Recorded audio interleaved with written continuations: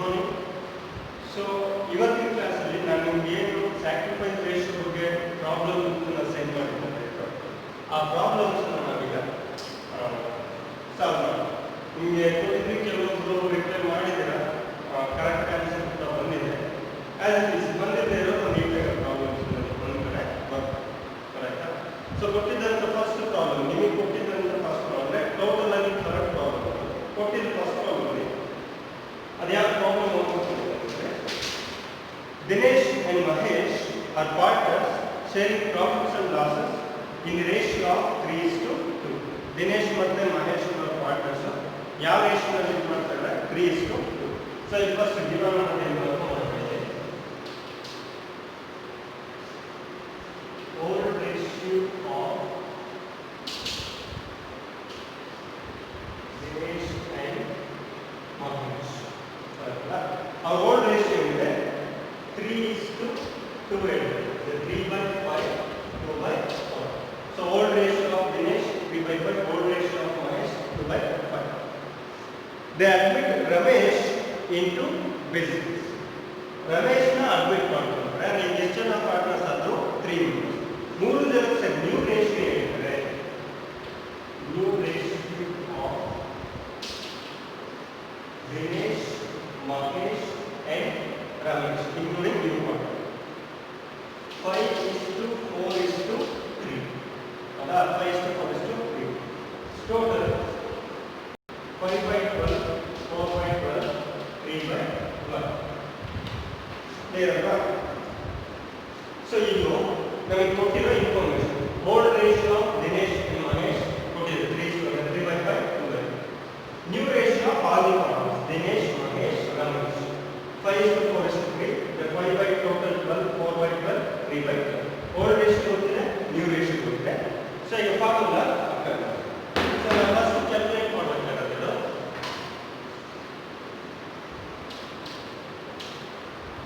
sacrifice ratio of Dinesh. Formula old ratio minus new ratio. Old ratio minus new ratio. Dinesh ಗೊತ್ತಿದೆ old ratio ಏನಂದ್ರೆ 3/5 minus new ratio Dinesh 5/1. So ನೋಡಿ plus ಅಥವಾ minus ಇದ್ದಾಗ ನಾವೇನು ಮಾಡಬೇಕು, LCM ತಗೋಬೇಕು ಅಂತ ಹೇಳಿದ್ವಿ. ಇನ್ ಕೇಸ್ ಪ್ಲಸ್ ಅಥವಾ ಮೈನಸ್ ಇದ್ದಾಗ LCM ತಗೋ. ಯಾವಾಗ LCM ತಗೊಳ್ಳೋದು ಯಾವಾಗ ಎರಡು ನಂಬರು ಒಂದೇ ಡಿವೈಡ್ ಆಗುತ್ತೆ. ನೋಡಿ 5 ಮತ್ತೆ 12, 5 ಮತ್ತೆ 12 ಡಿವೈಡ್ ಆಗದೆ ಇರಲ್ಲ, ಬರುತ್ತಲ್ಲ. ಸೊ ಒಂದೇ ನಂಬರಿಂದ ಡಿವೈಡ್ ಆಗುತ್ತಾ? ಡಿವೈಡ್ ಆಗಲ್ಲ. LCM ಕೂಡ ನಾವು ಜಸ್ಟ್ ಇಂಟು 5 into 12, 12 5 16. 16 ಏನಾಗಿ ಬರ್ತೀವಿ ಕಾಮನ್ ಡಿನಾಮಿನೇಟರ್ ಆಗಿ ಇರ್ತಾರೆ, ಬರುತ್ತಲ್ಲ. ಯಾಕೆ ಸರ್ 60 ಇದು ಅಂದ್ರೆ LCM ತಗೊಳಕ್ಕಾಗಲ್ಲ, ಯಾಕೆಂದ್ರೆ ಒಂದೇ ನಂಬರ್ ಇಂದ ಇದು ಡಿವೈಡ್ ಆಗಲ್ಲ. ಸೊ ಅದರಿಂದ ಡೈರೆಕ್ಟ್ ಆಗಿ ನಾವು ನೋಡೋದು 12 5 60. ಬರುತ್ತಾ? 5 ಇಂದ 16 ನೋಡಿ, 5 ಇಂದ 60 ಎಷ್ಟು ಡಿವೈಡ್ ಆಗುತ್ತೆ? 12 ಟೈಮ್. 5 12 60. ಸೊ 12 ಟೈಮ್ ಅಂತ ಬರುತ್ತಲ್ಲ, 12 into 3 36 minus 12 ಇಂದ 60 ಎಷ್ಟು ಡಿವೈಡ್ ಆಗುತ್ತೆ? 5 ಟೈಮ್ಸ್. 12 5 60. 5 into 5 25. So 36 minus 25 ಅಂದ್ರೆ 11/60. 11/60. ಇದು sacrifice ratio of Dinesh. ಕರೆಕ್ಟಾ? ನಿಮಗೆ ಕನ್ಫ್ಯೂಸ್ ಆಗಿರೋದು ಏನಂತಂದ್ರೆ ಈ ಎರಡು ಒಂದೇ ನಂಬರ್ ಇಂದ ಡಿವೈಡ್ ಆಗುತ್ತೆ, ಸಿಂಪಲ್ ಇಲ್ಲ direct 5 into 12 right. So Dinesh ಆಯ್ತು. Next sacrifice ratio of Mahesh. Formula old ratio ಎಷ್ಟಿದೆ? 2/5. ನ್ಯೂ ರೇಷಿಯೋ ಎಷ್ಟಿದೆ? ಮಹೇಶ್ 4/1.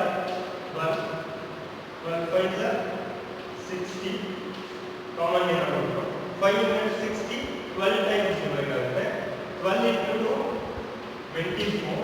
12 into 6 5 times 5 into 4 20 24 ರಲ್ಲಿ 20 ಹೋದರೆ 4 by 60 ಇದು ಸ್ಯಾಕ್ರಿಫೈಸ್ ರೇಷಿಯೋ ಮಹೇಶ್ ಗೊತ್ತಾಯ್ತಲ್ಲ ಈಗ sacrifice ratio Mahesh and Dinesh is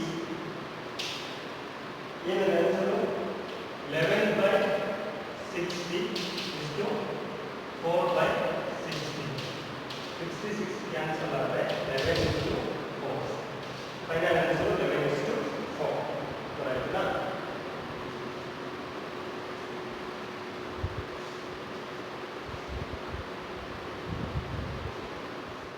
so next problem ಬಂದು Arati and Bharati are partners sharing profits and losses in the ratio of 3:2. They admit Kirti into partnership. The new profit sharing ratio is 4:3:3. So given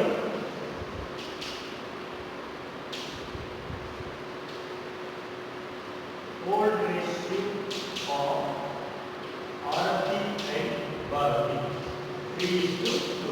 3 by 5, 2 by 5. Okay na? So next new ratio of Arati, Bharati and Kirti. New partners and new ratio. ಏನಿದೆ 4:3:3. 4 by 10, 3 by 10, 3 by 10. So old ratio ಗೊತ್ತಾಯ್ತು, new ratio ಗೊತ್ತಾಯ್ತು. So formula apply ಮಾಡಿ. Sacrifice ratio of Arati is equal to old ratio minus new ratio. Old ratio minus new ratio. So Arati the old ratio 3 by 5 minus Arati new ratio 4 by 10. But 5 ಮತ್ತೆ 10 ಗೆ LCM. ಒಂದೇ number ಇಂದ divide ಆಗ್ತಲ್ವಾ 5 1 5 2 ನಮಗೆ 10 ರೈಟಾ so common denominator ಏನಿದೆ 10 5 ನ 10 2 times 2 into 3 6 10 into 10 1 time 1 into 4 4 so 6 up to order 2 by 10 sacrifice ratio for the 2 by 10 so next sacrifice ratio of Bharati old ratio minus new ratio. Bharati the old ratio 2 by 5 minus Bharati new ratio 3 by 10 and again 5 ಗೆ ಮತ್ತೆ 10 ಗೆ LCM is to 10 5 into 10 2 times 2 into 4 10 into 10 1 time 1 into 3 3 so 4 ಅಲ್ಲಿ 3 ಹೋದ್ರೆ 1 by 10 so this is sacrifice ratio of Bharati last we ಬರೀಬೇಕಾದ್ರೆ ಏನಂತಂದ್ರೆ sacrifice ratio of Arati and Bharati is 2 by 10 is to 1 by 10 so cancel 2 is to 1 so 2 is to 1 is the new ratio of Vinay. So students sacrifice ratio ಅನ್ನೋದನ್ನು ನೀವು ಕಲ್ತಿದ್ದೀರಾ. ನಿಮಗೆ ಅಡ್ಮಿಷನ್ನಿಗೆ related ಆಗಿ 2 ratio ಇತ್ತು. ಅಂದರೆ new partner admit ಆದಾಗ ಅದಕ್ಕೆ related ಆಗಿ 2 types of ರೇಷಿಯೋನ ನೀವು ಕಲಿಬೇಕಿತ್ತು. ಯಾವುದ್ಯಾವುದು ಅಂದರೆ sacrifice ratio and new profit sharing ratio. ಅದರಲ್ಲಿ ಸ್ಯಾಕ್ರಿಫೈಸ್ ರೇಷಿಯೋ ಅನ್ನೋದು ಕ್ಲಿಯರ್ ಆಗಿದೆ. ನಿಮ್ಗೆ ಥಿಯರಿ ಎಕ್ಸ್ಪ್ಲೇನ್ ಮಾಡಿ ಪ್ರಾಬ್ಲಮ್ಸು ಕಂಪ್ಲೀಟ್ ಆಗಿದ್ದಾವೆ. ಸೊ ನೆಕ್ಸ್ಟ್ ರೇಷಿಯೋ ಯಾವುದು ಅಂತ, ನೆಕ್ಸ್ಟ್ ಟೈಪ್ ಆಫ್ ರೇಷಿಯೋ ಯಾವುದು ಅಂದರೆ new profit sharing ratio. So ಈಗ ನ್ಯೂ ಪ್ರಾಫಿಟ್ ಶೇರಿಂಗ್ ರೇಷಿಯೋ ಅಂದ್ರೇನು, ಅದನ್ನು ಯಾವ ರೀತಿ ಕ್ಯಾಲ್ಕುಲೇಟ್ ಮಾಡೋದು ಅಂಡರ್ ಡಿಫ್ರೆಂಟ್ ಸರ್ಕಮ್ಸ್ಟ್ಯಾನ್ಸಸಲ್ಲಿ ಅನ್ನೋದನ್ನು ನೋಡ್ತಾ ಹೋಗೋಣ. So new profit sharing ratio ratio ಅಂದರೆ ಏನು ಅಂದ್ಬಿಟ್ಟು, it is the ratio in which the partners of the reconstituted or new firm share the profits and losses in the future. ನಾನು ನಿಮ್ಗೆ ಹೇಳಿದೆ ರೀಕಾನ್ಸ್ಟಿಟ್ಯೂಟೆಡ್ ಫಾರ್ಮ್ ಅಂದರೆ ರೀಕಾನ್ಸ್ಟಿಟ್ಯೂಷನ್ ಆಫ್ ಪಾರ್ಟ್ನರ್ಶಿಪ್ ಅಂದರೆ ಯಾವ್ಯಾವ ಟೈಮಲ್ಲಿ ಅದು ಅಪಿಯರ್ ಆಗುತ್ತೆ. ರೀಕಾನ್ಸ್ಟಿಟ್ಯೂಷನ್ ಅನ್ನೋ ಕಾನ್ಸೆಪ್ಟ್ ಯಾವಾಗ ಬರುತ್ತೆ ಅಂದರೆ ಅಡ್ಮಿಷನ್ ಆದಾಗ, ಅಂದರೆ ಒಬ್ಬ ಪಾರ್ಟ್ನರು ಅಡ್ಮಿಟ್ ಆದಾಗ, admission of A new partner, retirement of A partner ಅಥವಾ ಡೆತ್ ಆಫ್ ಎ ಪಾರ್ಟ್ನರ್.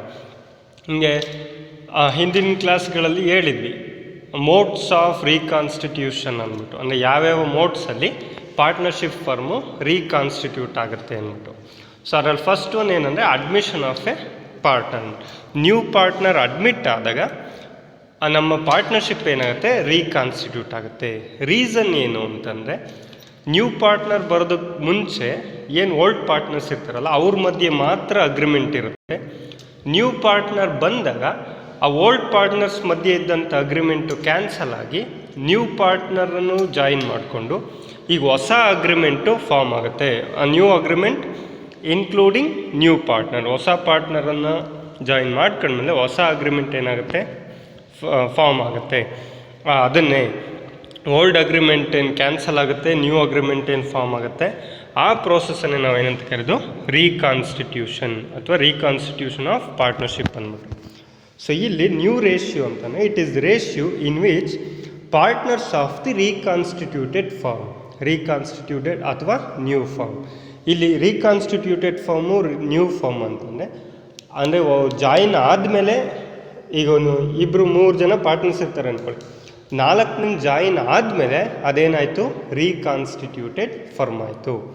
5 ಜನ ಪಾರ್ಟ್ನರ್ಸ್ ಇರ್ತಾರೆ, 6ನೇವನೇನಾದರೂ ಜಾಯಿನ್ ಆದಮೇಲೆ ಅವನು 6ನೇ ಜಾಯಿನ್ ಆದಮೇಲೆ ಅದೇನಾಗುತ್ತೆ, ನ್ಯೂ ಫರ್ಮ್ ಅಥವಾ ರೀಕಾನ್ಸ್ಟಿಟ್ಯೂಟೆಡ್ ಫರ್ಮ್ ಅಂತ ಕರಿತೀವಿ. ಅದೇ ರೀತಿ ಹೊಸ ಪಾರ್ಟ್ನರ್ ಜಾಯಿನ್ ಆದಮೇಲೆ ನಾವೇನಂತ ಕರಿತೀವಿ, ರೀಕಾನ್ಸ್ಟಿಟ್ಯೂಟೆಡ್ ಫರ್ಮ್ ಅಂತ ಕರಿತೀವಲ್ಲ. ಆ ರೀಕಾನ್ಸ್ಟಿಟ್ಯೂಟೆಡ್ ಫರ್ಮಲ್ಲಿ ಇರ್ತಕ್ಕಂಥ ಪಾರ್ಟ್ನರ್ಸು ಫ್ಯೂಚರಲ್ಲಿ ಬರ್ತಕ್ಕಂಥ ಪ್ರಾಫಿಟ್ ಅಥವಾ ಲಾಸನ್ನು ಶೇರ್ ಮಾಡ್ಕೊಳ್ಳೋ ರೇಷಿಯೋ ಇದೆಯಲ್ಲ, that is new profit sharing ratio. In ಶಾರ್ಟಾಗಿ ಹೇಳ್ಬೇಕಂದ್ರೆ, ಸಿಂಪಲಾಗಿ ಹೇಳ್ಬೇಕಂದ್ರೆ, in short it is the ratio in which all the partners, ಅಂದರೆ ಆಲ್ ದಿ ಪಾರ್ಟ್ನರ್ಸ್ ಯಾರ್ಯಾರಂದರೆ ಇನ್ಕ್ಲೂಡಿಂಗ್ ನ್ಯೂ ಪಾರ್ಟ್ನರ್, ಹೊಸ ಪಾರ್ಟ್ನರನ್ನು ಸೇರಿಸ್ಕೊಂಡ್ರೆ all the partners share profits and losses of the firm in future. ಅಂದರೆ ನ್ಯೂ ಪಾರ್ಟ್ನರನ್ನು ಒಳಗೊಂಡಂತೆ ಎಲ್ಲ ಪಾರ್ಟ್ನರ್ಸು ಫ್ಯೂಚರಲ್ಲಿ ಬರ್ತಕ್ಕಂಥ ಪ್ರಾಫಿಟ್ಟು ಮತ್ತು ಲಾಸನ್ನು ಯಾವ ರೇಷಿಯೋನಲ್ಲಿ ಶೇರ್ ಮಾಡ್ಕೊತಾರೆ, that ratio is called new profit sharing ratio. ಆಯ್ತಲ್ಲ. ಸೊ ಅದನ್ನೀಗ ಕ್ಯಾಲ್ಕುಲೇಟ್ ಮಾಡಬೇಕು. Calculation of new profit sharing ratio. The new profit sharing ratio can be calculated under different circumstances depending upon the information provided. So problem ಏನು information ಇರುತ್ತೆ ಅದನ್ನು ಬೇಸಾಗಿಟ್ಕೊಂಡು different ಸರ್ಕಮ್ಸ್ಟಾನ್ಸಸಲ್ಲಿ ನಾವು new profit sharing ರೇಷಿಯೋನ calculate ಮಾಡ್ತೀವಿ different ಟೈಪ್ಸಲ್ಲಿ. ಅದು ಯಾವ ಡಿಫ್ರೆನ್ಸ್ ಆಗುತ್ತೆ ಅಂದರೆ ನಮಗೇನು ಇನ್ಫಾರ್ಮೇಷನ್ ಇರುತ್ತೆ ಅದ್ರ ಮೇಲೆ ಡಿಪೆಂಡ್ ಆಗುತ್ತೆ ನಾವು ರೇಷಿಯೋನ ಕ್ಯಾಲ್ಕುಲೇಟ್ ಮಾಡ್ತಕ್ಕಂಥ ವೇ. ಸೊ ಅದರ ಫಸ್ಟ್ ಕೇಸ್ ಏನಂದರೆ, if the problem gives the old ratio of the old partners and merely States the share of the new partner. So ಯಾವಾಗ ಪ್ರಾಬ್ಲಮಲ್ಲಿ ಓಲ್ಡ್ ಪಾರ್ಟ್ನರ್ಸ್ದು ಓಲ್ಡ್ ರೇಷಿಯೋ ಕೊಟ್ಟು ನ್ಯೂ ಪಾರ್ಟ್ನರ್ದು ಶೇರ್ ಮಾತ್ರ ಕೊಟ್ಟಿರ್ತಾರೆ, ಇಲ್ಲಿ new ratio calculate ಮಾಡಬೇಕು. Old partners ಮತ್ತು old partners ratio information ಇರುತ್ತೆ. ಯಾರು ಹೊಸ್ದಾಗಿ ಜಾಯಿನ್ ಆಗ್ತಾರೆ ಅವನ ಶೇರ್ ಆಫ್ ಪ್ರಾಫಿಟ್ ಮಾತ್ರ ಕೊಟ್ಟಿರ್ತಾರೆ. ಈ ರೀತಿ ಇದ್ದಾಗ ಹೆಂಗೆ ಅದನ್ನು ಕೇಸ್ 1 ಅಂತ ಕರಿತಾರೆ. ಫಸ್ಟ್ ಕೇಸಲ್ಲಿ ಕ್ಯಾಲ್ಕುಲೇಟ್ ಮಾಡೋದನ್ಬಿಟ್ಟು. ಇನ್ನೂ ಕೆಲವೊಂದು ಕೇಸಸ್ ಇದೆ, ಅದನ್ನು ನಾವು ರೆಗ್ಯುಲರ್ ಕ್ಲಾಸ್ ಏನು ಸ್ಟಾರ್ಟ್ ಮಾಡ್ತೀವಲ್ಲ, ಸೊ ಆವಾಗ ಅದನ್ನು ಫೈಂಡ್ ಔಟ್ ಮಾಡೋಣ. ಸೊ ನಿಮಗೆ ಇಂಪಾರ್ಟೆಂಟ್ ಯಾವುದಂದರೆ ಈ ಕೇಸು, ಅಂದರೆ ಫಸ್ಟ್ ಮೆಥಡು. ಸೊ ಇದ್ರ ಬಗ್ಗೆ ನಾವು ಪ್ರಾಬ್ಲಮ್ಸನ್ನು ಈಗ ಸಾಲ್ವ್ ಮಾಡಿಸೋಣ, ಓಕೆನಾ. ಸೊ ಕೇಸಸ್ ಇದೆ ಇನ್ನೊಂದೆರಡು, ಅದು ರೆಗ್ಯುಲರ್ ಕ್ಲಾಸಲ್ಲಿ ಸ್ಟಾರ್ಟ್ ಮಾಡೋಣ. ಬಟ್ ನೀವು ಫಸ್ಟ್ ಇದನ್ನು ನೀಟಾಗಿ ಅರ್ಥ ಮಾಡ್ಕೊಂಬಿಡಿ. ಸೊ ಈ ಕೇಸಲ್ಲಿ ಏನಂದರೆ ನಮ್ಗೆ ಇನ್ಫಾರ್ಮೇಷನ್ ಏನಿರುತ್ತೆ ಅಂದರೆ ಓಲ್ಡ್ ಪಾರ್ಟ್ನರ್ಸ್ದು ಓಲ್ಡ್ ರೇಷಿಯೋ ಇರುತ್ತೆ ಮತ್ತು ನ್ಯೂ ಪಾರ್ಟ್ನರ್ದು ಶೇರ್ ಮಾತ್ರ ಕೊಟ್ಟಿರ್ತಾರೆ. ಈ ರೀತಿ ಇದ್ದಾಗ ಯಾವ ಥರ ಪ್ರಾಬ್ಲಮನ್ನು ಸಾಲ್ವ್ ಮಾಡೋದು ಅಂದ್ಬಿಟ್ಟು. ಸೊ ನೋಡಿ, ನಿಮಗೆ ಇದು first problem, then second problem. ಇದೆರಡು ಪ್ರಾಬ್ಲಮನ್ನು ನಾನು ಸಾಲ್ವ್ ಮಾಡಿಸ್ತೀನಿ. ಅದಾದಮೇಲೆ ನಿಮಗೆ ಕೆಲವೊಂದು ಪ್ರಾಬ್ಲಮ್ಸನ್ನು ಸೆಂಡ್ ಮಾಡ್ತೀನಿ, ಓಕೆನಾ. ಸೊ ಈಗ ಎ ಆ್ಯಂಡ್ ಬಿ ಯ ಪಾರ್ಟ್ನರ್ಸ್ ಏನಿದೆ ಈ ಪ್ರಾಬ್ಲಮನ್ನು ಈಗ ನಾವು ಸಾಲ್ವ್ ಮಾಡೋಣ. ಓಕೆ, ನ್ಯೂ ಪ್ರಾಫಿಟ್ ಶೇರಿಂಗ್ ರೇಷಿಯೋನಲ್ಲಿ ಫಸ್ಟ್ ಪ್ರಾಬ್ಲಮ್ ಏನು ಡಿಸ್ಪ್ಲೇ ಆಯ್ತಲ್ಲ, ಸೊ ಅದನ್ನು ಸಾಲ್ವ್ ಮಾಡೋಣ. A and B are partners sharing profits and losses in the ratio 3:2. They admit C into partnership and give them 1/4 share. Calculate new profit sharing ratio on the partner. So new profit sharing ratio ಅಂದ್ರೆ ನೀವು ಹೇಳ್ತಾರೆ case 1 ಅಲ್ಲಿ ಏನಿರುತ್ತೆ, ಇಲ್ಲಿ ಏನು problem ಅಲ್ಲಿ ಏನು ಕೊಟ್ಟಿದ್ದಾರೆ ಅನ್ನೋದನ್ನ ನೀವು ಜಸ್ಟ್ ನೀವು ಅಲ್ಲಿ ಕೊಟ್ಟಿರೋ ಇನ್ಫಾರ್ಮೇಶನ್ ಏನು, ಒಂದು old ratio of old partners and nearly state the share of new partner. Old partners ನ ಓಲ್ಡ್ ರೇಷಿಯೋ ಕೊಟ್ಟಿದ್ದಾರೆ, ನ್ಯೂ ಪಾರ್ಟ್ನರ್ ಯಾರು ಜಾಯಿನ್ ಆಗ್ತಾರೆ ಅವರ ಶೇರ್ ಆಫ್ ಪ್ರಾಫಿಟ್ ಅನ್ನು ಮಾತ್ರ ಕೊಟ್ಟಿದ್ದಾರೆ. ಸೊ ಈ ರೀತಿ ಇದ್ದಾಗ ನಾವು ಯಾವ ಥರ ಪ್ರಾಬ್ಲಮ್ನ ಸಾಲ್ವ್ ಮಾಡಿ, ಇಷ್ಟೇ ಇನ್ಫಾರ್ಮೇಶನ್ ಇದ್ದಾಗ ಯಾವ ಪ್ರಾಬ್ಲಮ್ನ ಸಾಲ್ವ್ ಮಾಡ್ತೀವಿ. ಸೊ ಇವಾಗ ನಾವೇನು ತಿಳ್ಕೊಬೇಕು, assumption share of the B1 ಹಿಂಗಿದ್ದಾಗ ಎರಡೇ information, old ratio of old partners, new share of the partner. Okay, ಬೇಕಿದ್ರೆ ಬರ್ಕೊಂಡ್ಬಿಡಿ ಒಂದು ಕಡೆ. Given old ratio of old partners. So ಯಾರ್ಯಾರು ಎ ಮತ್ತೆ ಬಿ ಅವ್ರ ರೇಷಿಯೋ ಏನು ಕೊಟ್ಟಿದ್ರೆ 3:2, 3/5, 2/5. Old ratio of old partners ಕೊಟ್ಟಿದ್ದಾರೆ ಎಷ್ಟು, 3/5, 2/5. ಅಂಡ್ ಅಲ್ಲಿ ಕೊಟ್ಟಿರೋದು ಏನಂದ್ರೆ ನ್ಯೂ ಪಾರ್ಟ್ನರ್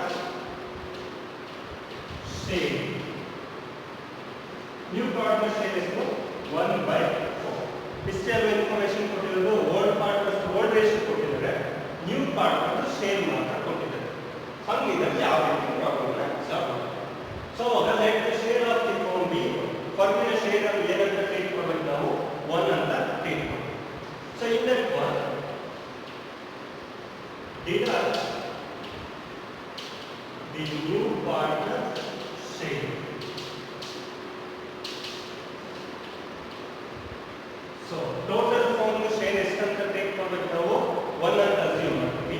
ಅದರಲ್ಲಿ ನ್ಯೂ ಪಾರ್ಟ್ನರ್ ಶೇರ್ ಏನಿದೆ 1/4 ಏನಿದೆ ಅದನ್ನು ನಾವೇನು ಮಾಡಬೇಕಂತ ಹೇಳಿದ್ರೆ ಡಿಡಕ್ಟ್ ಮಾಡಬೇಕಂತ ಹೇಳಿದ್ರೆ.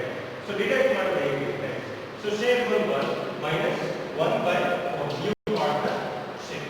ಸೊ ಇಲ್ಲ ಅಂಡರ್ಸ್ಟುಡ್ ಏನಿದ್ರೆ ಡಿನಾಮಿನೇಟರ್ ಏನು ಇಲ್ಲದೆ ಇದ್ರೂ ಕೂಡ ಎಷ್ಟಿದೆ ಅಂತ ಅರ್ಥ 1 ಇದೆ. ಸೊ ಇಲ್ಲ ಅಂದ್ರೆ 1 ಇದೆ ಅಂತ ಅರ್ಥ. ಕ್ಲಿಯರ್ನಾ? ಸೊ 1 ಮತ್ತೆ 4ಗೆ LCM ಅಂತ ನಾವು ಪ್ಲಸ್ ಅಥವಾ ಮೈನಸ್ LCM ಕ್ಯಾಲ್ಕುಲೇಟ್ ಮಾಡ್ತೀವಿ. ಆಬ್ವಿಯಸ್ಲಿ 1 ಮತ್ತೆ 4 ಎಷ್ಟು ಬರುತ್ತೆ, LCM 4 ಇರುತ್ತೆ. ಸೊ ಈಗ 1 ಇಂದ 4 1 ಟೈಮ್, ಸಾರಿ 1 ಇಂದ 4 4 time, 4 into 1 4 minus 4 into 4 1 time, 1 into 1 1. So 3/4. Remaining share ಎಷ್ಟು ಉಳ್ಕೊಂಡು 3/4. ಗೊತ್ತಾಯ್ತಾ? ಟೋಟಲ್ ಫಾರ್ಮ್ ಶೇರ್ ಎಷ್ಟಿದ್ದು 1. ಅದರಲ್ಲಿ ನ್ಯೂ ಪಾರ್ಟ್ನರ್ ಶೇರ್ ಇರೋದು ಎಷ್ಟು 1/4. ಅದನ್ನು ನಾವೇನು ಮಾಡಬೇಕಿಲ್ಲಿ ಡಿಡಕ್ಟ್ ಮಾಡಬೇಕು. ಗೊತ್ತಾಗ್ತದೆ? ಟೋಟಲ್ ಫಾರ್ಮ್ ಶೇರ್ ಅಲ್ಲಿ ನ್ಯೂ ಪಾರ್ಟ್ನರ್ ಶೇರ್ ಅನ್ನ ಡಿಡಕ್ಟ್ ಮಾಡಬೇಕು. ಡಿಡಕ್ಟ್ ಮಾಡೋದು ಹೇಗೆ ಅಂದರೆ ನೋಡಿ, ಜಸ್ಟ್ 1 ಟೋಟಲ್ ಫಾರ್ಮ್ ಶೇರ್ ಇರೋದು ಎಷ್ಟು 1, ಅದರಲ್ಲಿ ಮೈನಸ್ ನ್ಯೂ ಪಾರ್ಟ್ನರ್ ಶೇರ್ 1/4. ಗೊತ್ತಾಯ್ತಾ? ಇಲ್ಲಿ ಡಿನಾಮಿನೇಟರ್ ಏನಿಲ್ಲ ಅನ್ನೋ ಅಂಡರ್ಸ್ಟುಡ್, ಏನಿಲ್ಲ ಎಷ್ಟಿರುತ್ತೆ ಅಂತ ಅರ್ಥ 1 ಇರುತ್ತೆ. ಗೊತ್ತಾಯ್ತಾ? ಸೊ ಈಗ ಡಿಡಕ್ಟ್ ಮಾಡಿ ಮೈನಸ್ ಪ್ಲಸ್ ಅಥವಾ ಮೈನಸ್ ಇಂದ LCM ಕ್ಯಾಲ್ಕುಲೇಟ್ ಮಾಡಬೇಕು. ಸೊ 1 ಮತ್ತು 4 ಎಷ್ಟು ಬರುತ್ತೆ LCM 4 ಗೆ as it is equal to 4. 1 ಇಂದ 4 ಎಷ್ಟು ಟೈಮ್ ಡಿವೈಡ್ ಆಗುತ್ತೆ 4 ಟೈಮ್ಸ್. 4 into 1 4. 4 ಇಂದ 4 ಎಷ್ಟು ಟೈಮ್ ಡಿವೈಡ್ ಆಗುತ್ತೆ 1 ಟೈಮ್. 1 into 1 1. So 4 minus 1 3/4. ಇದೇನಾಯ್ತು ರಿಮೈನಿಂಗ್ ಶೇರ್. ರಿಮೈನಿಂಗ್ ಶೇರ್ ಅರ್ಥ ಟೋಟಲ್ ಫಾರ್ಮ್ ಶೇರ್ ಅಲ್ಲಿ ನ್ಯೂ ಪಾರ್ಟ್ನರ್ ಶೇರ್ ಅನ್ನು ಲೆಸ್ ಮಾಡಿದ್ಮೇಲೆ ಉಳಿದಂತ ರಿಮೈನಿಂಗ್ ಶೇರ್. ಗೊತ್ತಾಯ್ತಾ? ಈ ರಿಮೈನಿಂಗ್ ಶೇರ್ ಅನ್ನು ಏನು ಮಾಡ್ತಾರೆ ಅಂದ್ರೆ ಓಲ್ಡ್ ಪಾರ್ಟ್ನರ್ಸ್ ಓಲ್ಡ್ ರೇಷಿಯೋದಲ್ಲಿ ಡಿಸ್ಟ್ರಿಬ್ಯೂಟ್ ಮಾಡ್ತಾರೆ. ಗೊತ್ತಾಯ್ತಲ್ಲ? Remaining shares 3/4.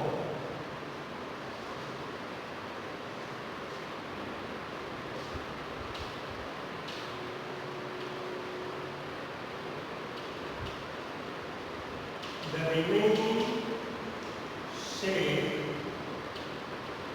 should be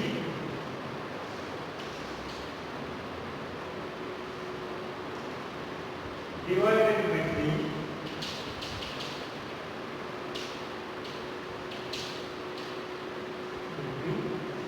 old partners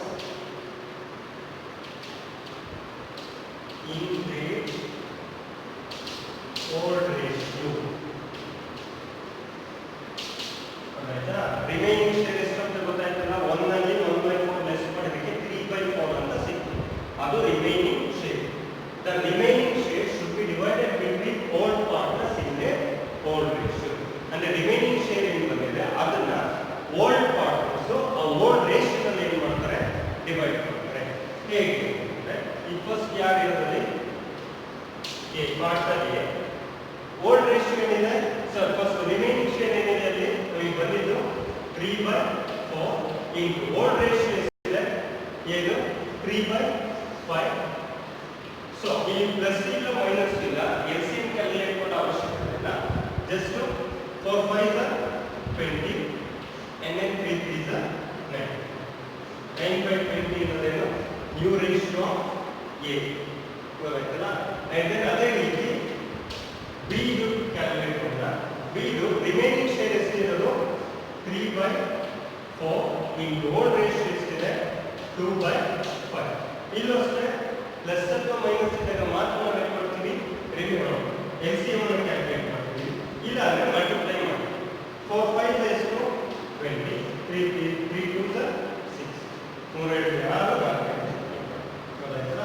so 6/20 new ratio of B. New ratio of A ಎಷ್ಟು 9/20. ನ್ಯೂ ರೇಷಿಯೋ ಆಫ್ ಬಿ ಎಷ್ಟು 6/20. ಕ್ಲಿಯರ್ ಅಲ್ವಾ? ಸೊ ಈಗ ಒಟ್ಟಿಗೆ ಬರ್ತದೆ. ಅರ್ಥ ಆಯ್ತಲ್ಲ? ಇದು ರಿಮೈನಿಂಗ್ ಶೇರ್ ಇದೇನಿದು 3/4 ಅನ್ನೋದೇನು ರಿಮೈನಿಂಗ್ ಶೇರ್. ಇದನ್ನೇ ನೀವು ಫಸ್ಟ್ ಕ್ಯಾಲ್ಕುಲೇಟ್ ಮಾಡ್ಕೋಬೇಕಾದ್ದು remaining share. So total firm share 1 ಇದೆ, ಅದರಲ್ಲಿ ನ್ಯೂ ಪಾರ್ಟ್ನರ್ ಶೇರ್ ಅನ್ನು ಲೆಸ್ ಮಾಡಿದ್ರೆ ನಮಗೆ ಬಂದಿದ್ದಷ್ಟು ರಿಮೈನಿಂಗ್ ಶೇರ್ 3/4. ಆ ರಿಮೈನಿಂಗ್ ಶೇರ್ ನ ಓಲ್ಡ್ ಪಾರ್ಟ್ನರ್ಸ್ ಅವ್ರ ಓಲ್ಡ್ ರೇಷಿಯೋನಲ್ಲಿ ಡಿವೈಡ್ ಮಾಡ್ತಾರೆ. ಏನು ಓಲ್ಡ್ ರೇಷಿಯೋ ರಿಮೈನಿಂಗ್ ಶೇರ್ ಎಷ್ಟು 3/4. ಯಾವುದು ಎ ಓಲ್ಡ್ ರೇಷಿಯೋ ಎಷ್ಟಿದೆ 3/5. 3 3 9 4 5 20. ಬಿ ದು remaining share as it is same ಇದೆ 3/4 3/4. ಓಲ್ಡ್ ರೇಷಿಯೋ ಬಿ ದು 2/5. 3 2 6 4 5 20. ಮತ್ತು ನ್ಯೂ ರೇಷಿಯೋ ಆಫ್ ಎ ಮತ್ತೆ ಬಿ. ಈಗ ನೀವು ಒಟ್ಟಿಗೆ ಬರೀಬೇಕು.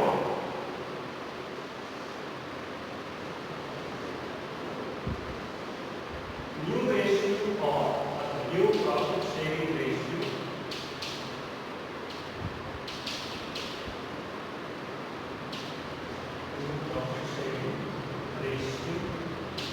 of A, B and C. So ಮೂರು ಜನದ್ದು ನ್ಯೂ ಪ್ರಾಫಿಟ್ ಶೇರಿಂಗ್ ರೇಷಿಯೋ ಎಷ್ಟು? ಸೊ ಎ ದು ಎಷ್ಟು ನಾವು ಕ್ಯಾಲ್ಕುಲೇಟ್ ಮಾಡಿದಷ್ಟು 9/20 ಎಷ್ಟು, ಬಿ ಎಷ್ಟು 6/20, ಸಿ ಎಷ್ಟು ನ್ಯೂ ರೇಷಿಯೋ ಎಷ್ಟಿದೆ 1/4. ಗೊತ್ತಾಯ್ತಾ? ಈ 1/4 ನೋಡಿ, ಎರಡು ಡಿನೋಮಿನೇಟರ್ ಏನಿದೆ ಸೇಮ್ ಇದೆ 20. ಈ 4 ಇರೋದ್ರಿಂದ 20 ನಾವು ಕನ್ವರ್ಟ್ ಮಾಡುವಾಗ 24 ಇಂದ ಎಷ್ಟು ಟೈಮ್ಸ್ ಡಿವೈಡ್ ಆಗುತ್ತೆ 5 times. 5 as it is denominator 20. 1/4 ಅಂತ ನಾವು ಹೇಳ್ಬೋದು. ಈ 4 ಅನ್ನ 20 ಕನ್ವರ್ಟ್ ಮಾಡ್ಬೋದು. ಎಷ್ಟು ಟೈಮ್ ಡಿವೈಡ್ ಆಗುತ್ತೆ 5 ಟೈಮ್ಸ್. ಸೊ 9/20 6/20 1/4 ಅಂದ್ರೂ ಒಂದೇ, 5/20 ಅಂದ್ರೂ ಒಂದೇ. ಅಂದ್ರೆ 4 ಗೆ 1 20 ಎಷ್ಟಾಗುತ್ತೆ 5. ಸೊ ಈಗ ಕಾಮನ್ ಆಗಿ ಇದೆಲ್ಲ ಮಾಡಿದ್ರೆ ನಮ್ಮ ಲಾಸ್ಟ್ ನೋಡ್ಕೊಳ್ಳೋದು 9:6:5. So 9:6:5 is the new ratio of A, B and C. ಗೊತ್ತಾಯ್ತಲ್ಲ? ಸೊ ಈ ರೀತಿ ನ್ಯೂ ಪ್ರಾಫಿಟ್ ಶೇರಿಂಗ್ ರೇಷಿಯೋನ ಕ್ಯಾಲ್ಕುಲೇಟ್ ಮಾಡೋದು. ಸೊ ಇಲ್ಲಿ ನಮ್ಮ ಹೇಳಿದ್ರೆ 1/4 ಅಂದ್ರೆ 5/2. ಈ 4 ಅಂತ ಡಿನಾಮಿನೇಟರ್ ತಗೊಂಡಾಗ ಇಷ್ಟಾಗುತ್ತೆ, ನ್ಯೂಮಿನೇಟರ್ 1 ಇರುತ್ತೆ. 4 ನ 20 ಕನ್ವರ್ಟ್ ಮಾಡಿದಾಗ 5 ಆಗುತ್ತೆ. ಸೊ ಇಲ್ಲಿ ಕಾಮನ್ ಇದ್ದಾಗ ಸೊ ನೀವು ಆಸ್ ಇಟ್ ಇಸ್ ಕಾಮನ್ ತಗೊಂಡು. So 9:6:5. This is the new ratio of A, B and C. ಗೊತ್ತಾಯ್ತಲ್ಲ? ಸೊ ನೆಕ್ಸ್ಟ್ ಪ್ರಾಬ್ಲಮ್ ಇದೆಯಲ್ಲ ಅದನ್ನು ನಮಗೆ ನೋಡ್ತೀವಿ ಸಿಂಪಲ್ ಆಗಿ.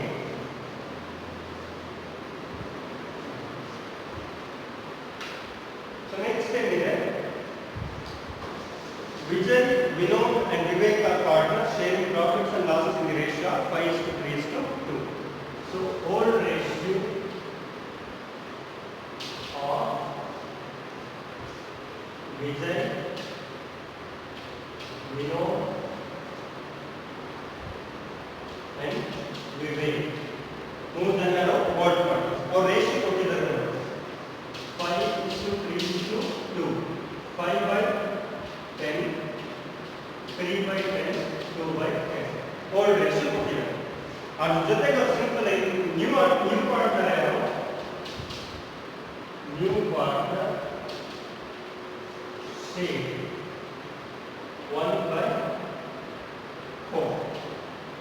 ನ್ಯೂ ಪಾರ್ಟ್ನರ್ ಯಾರಿಗೆ? ವಿನಯ್. ವಿನಯ್ ಶೇರ್ ಎಷ್ಟಿದ್ದಾರೆ? 1/4. ಅಂದ್ರೆ ನಮಗೆ ಪ್ರಾಬ್ಲಮ್ ಕೊಟ್ಟಿರೋ ಇನ್ಫಾರ್ಮೇಶನ್ ಇಷ್ಟೇ. Old ratio old partners share of new partner share ಮಾತ್ರ ಕೊಟ್ಟಿದ್ದಾರೆ. ಗೊತ್ತಾಯ್ತಲ್ಲ? ಸೊ ಈಗ ಅಷ್ಟೇ ಸೇಮ್ ಪ್ರೊಸೀಜರ್ ಅನ್ನು ತಗೊಂಡ್ಬಿಡಿ. Let share of the form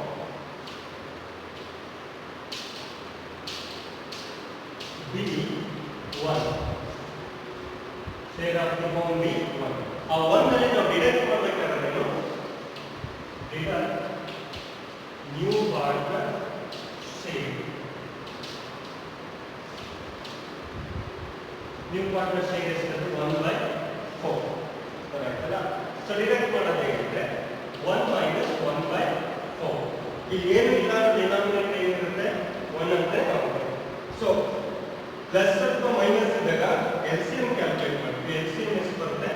4 common ಆಗಿದೆ. 1 ಇಂದ 4 4 times 4 into 1 4 minus 4 into 4 1 time 1 into 1 1.